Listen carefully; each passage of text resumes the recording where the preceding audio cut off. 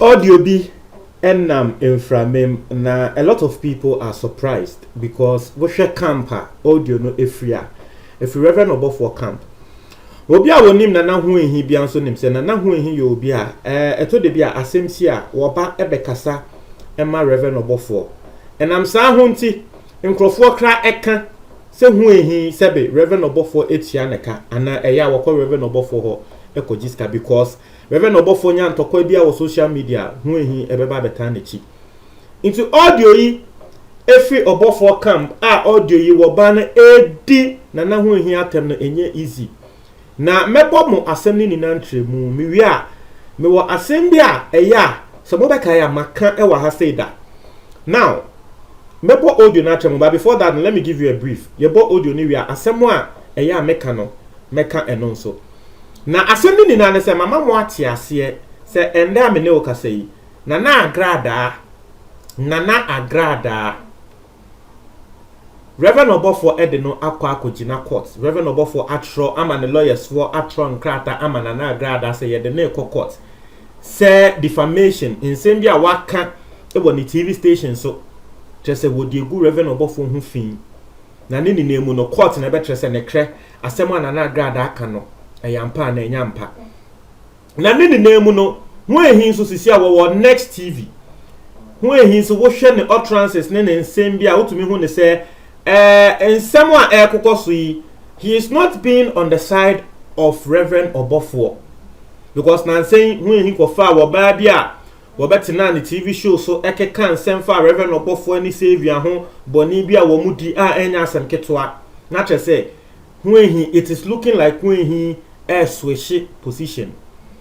Now this year ankasa ye bia wo hwa na when he any Reverend Obofo ntokwa ehya se e bank ketenkete but nini nemu no na wobia enhye dan fan to kwanem ba abonten ye yengotie audio no of oba was wono de was supporting Reverend Obofo a wo ye Ghana ni a wo wa abrochire a trese wedi hu ehi atemetiefo from head to atemdide de ye di wa wo se ye di o he wo trese utunu se maame no won hyeda enye wobia wo ya asantini intini twi no asent no wo bete se won hyeda anya asantini but atemdidie ne de wo bete ne class wo di yanko ni yanko ti atemdidie no ne yekotie ba we eye friends say omo kano viewers discretion mesre atemdidie wom enti wo hwe na wo bi a won pa atemdidie a you just skip it enti yanko ti atemdidie no ne ye ba na ensem a ena no mekan ye no mu behu ne se me kasa me a prophet you go timra Mpacho good afternoon michia obia michia APC for nyina me pacho mi kasa from Germany na de mami ye audio we ni say me pacho mi tema na mi wo na sa ohun ehin no nyame na betua ne ka papa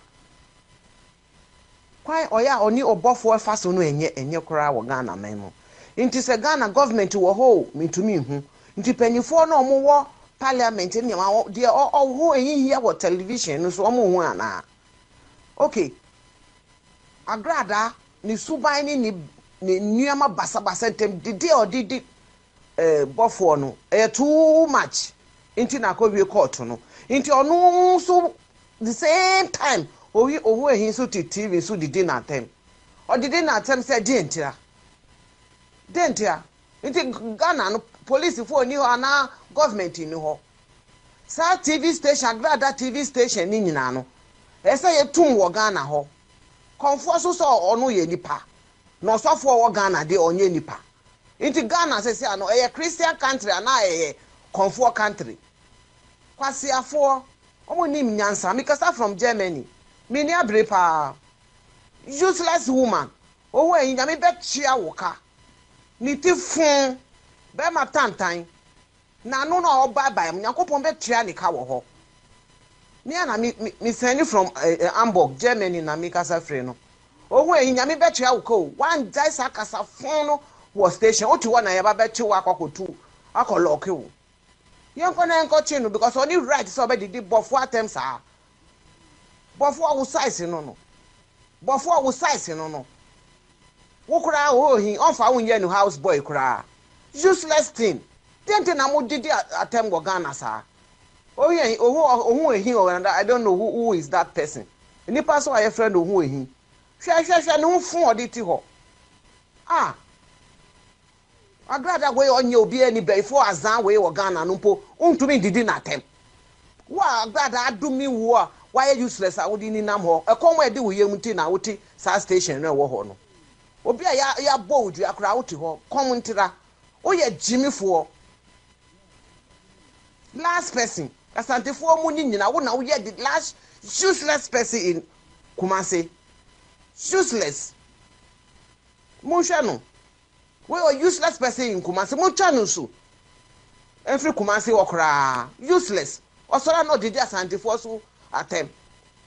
Ni Jimmy ni we betu no afin kran ti se banchi aboa. Me pacho audio ni sending call mami. Kwasi afo mo so na mo didi atem.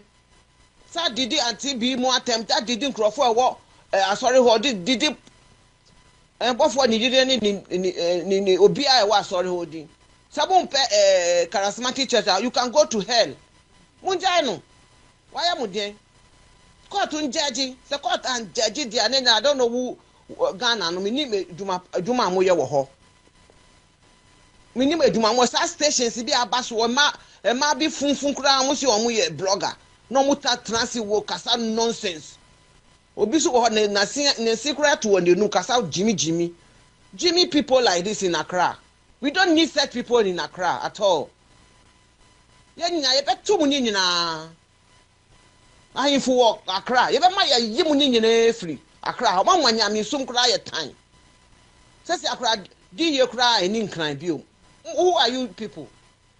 Mo kwa na mo yo nipa wo Ghana na Musro nyame to ho ehi nyame betua woka useless thing agbada nyame betua woka na obi ehu ntro get na papa ya samsa o started did na tem enyen what did na tem sa bebre the whole world adien kwa so court for one hwe na one stop sa woman we be for we wo Ghana.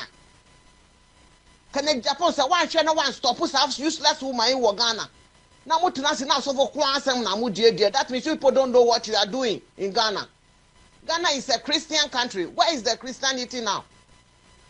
So that tobo no mu jaye nipa ha mu ja papa ye ha why am den na mbe chia muka mu kokro Ghana ye mu dia Muslims tu wo Ghana mu ma ho to ba Ghana muso ba boni amoni ye nti na amasese intafo ni nyina aka da muntu mi nkobon paye nyambe tua wa grada ni ohu you are the cost trouble in Ghana come na do na audit station ho audio say enko he mi da say bye bye etiefo semwetie atendidie na ende asemo amebeken ekoma hu ehi semoba kan a embre bi mebetena ase ekatre mu se me Miobia, I don't import the enemies of my friends. Brofona meka na mamentra here. The American say me Miobia say wo ya madamfo. Na wo madamfo na wo ye no. O tamfo a. Ene ntre say wo tamfo ne nso nya metamfo. But Ghana has enkofu bebre wo ho a. Na damfo mpe wo bi asempe automatically wono nso mpe ni san nipa kona asem me ene sa na mete Jesus se nipa kona nso de ba me so ansa na mehu so okay nipa kona so de aba me so nti me mpe na asem obi a wo ye madamfo bia wo obi a wo ni me personally bia nim sa ade no me se wo ye madamfo nti wo tamfo emra ho ehi wo support bofo ankrofo ne bofo nya asem wo monfre hu ehi kra no bo se hu ehi de na no abeto me di nkrofo na tem se mo be kai a hu ehi ebe di Florence obi ni matem ka se Florence obi ni mto apro a enna menu hunti Florence Obinim ene Obinim ko ye video na Obinim bobo Florence Obinim to na ne name no say na Obinim ene Reverend Obofo enya ntokwa na saa time muntie ne ye saa time na hu ehia ye na adwen say de wo beye bia wo be kasa mabofo enu hunti hu ehi de na no be hyemu edi Florence Obinim poto Florence Obinim atem edi na atem poto wo wie ye no mesanso akan mu hu ehi ene na agrada anya asem okay hu ehi ni na agrada anya asem but that wasn't even the genesis Reverend Obofo ene na agrada na enya asem no ene sense hu ehi wo kasa ema Reverend Obofo ni nti saa time no hu ehi de na no betumu ema enamenu hu so ema na agrada be bo hu ehi dia someone can say asem no because hu ehi ndi ni fi asem no hu ne say wo support Reverend Obofo inti no wo bi ba ebe kan Reverend Obofo pe automatically hu ehi so e de aka ni pakro no enu hu nti hu ehi e ba abonten ebe ke kan sem tre agrada e ma agrada e bonidia anso hwa igwe ene Reverend Obofo nya asem ne sanse hu ehi e kasa e ma igwe ni hu ehi kasa ma Reverend Obofo ni nti hu ehi ya mfre no asem ni mu wo ba abonten be kaseti a igwe ye ne ye hu de ekosi ye igwe kwachi ni wo bebi a igwe butu no se mu nyamo kai sa video no call viral wo ka so be ma ya chi igwe atum police case de ende ekokosi sen se mu nyamo kai sa asem no ni na no na ensem a ho ehi ne ye mfre no ba esan se wo hu ne se Reverend Obofo ye na danfo ni nti obi be kan Reverend Obofo pe na ho ehi so de aba ubon sa afa hu ehi abaji ntokwa no ende wo hu bebi edu ende oni kwa na onu hu ehi support ne de na koma enu hu nti ye bebo ni dia enu hu nti ye bo no enu hu nti Obinim ebe kan sem kese to ne so no ende won se hu ehi ene sa ne pa ko na nya sem ma ye ba be di hu ehi atem whoever thought say Reverend Obofo camp will be beba aba be di hu ehi atem say whoever thought de bia sem a be ka kire mo ne say he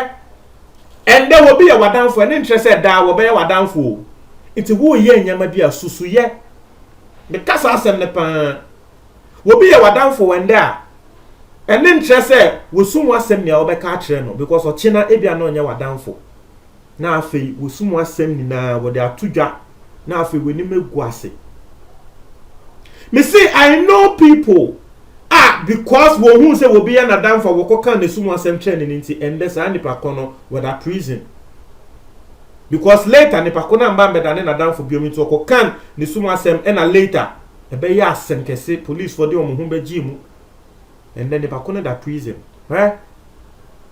We should all learn from this. I am telling you this. Wo bi ni wadanfo nya asem a try to go into the matter. She asem ni hu ne say dabi say ni even if possible I try to reach out to that person say nipa kono so the bow so anabe hu so okay nipa kono so mpem asem and no there if you are attacking the person you nim say the person has attacked you personally inti na won so wo attacking no but say nipa kono ni wadanfo nya asem nti chinchine etwan won so ne no asem de he sa wadanfo no later won so ne ni benya asem afi wo be hu ni say why your personality say mo kaya. I'll give you this example.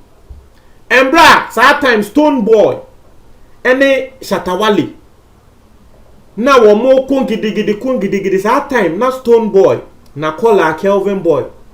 Kelvin Boy to me kotina radio so it to me ka semegu Shatawale ni mu fi. Ende Stone Boy ne Kelvin Boy eni twaka biabium.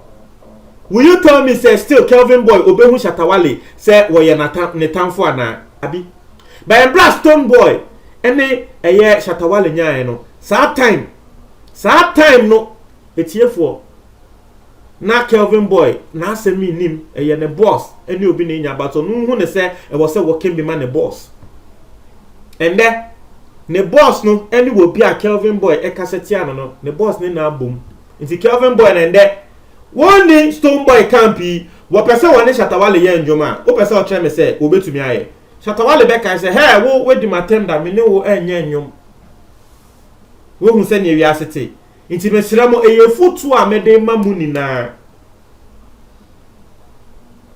ebia na ochi na bi obi a wo bebo a wa abrabom no ono na ende wadamfo bi ene ne ko na wo hu ni na ko support wadamfo na later wadamfo ne de ba also ho na bu say hey nipa ku ya na obebo ame na enna madamfo we so nti na ko di sa nipa ko na tem ewiase wu nim de obebo a untra ma bi on comment box ni mo. That's it.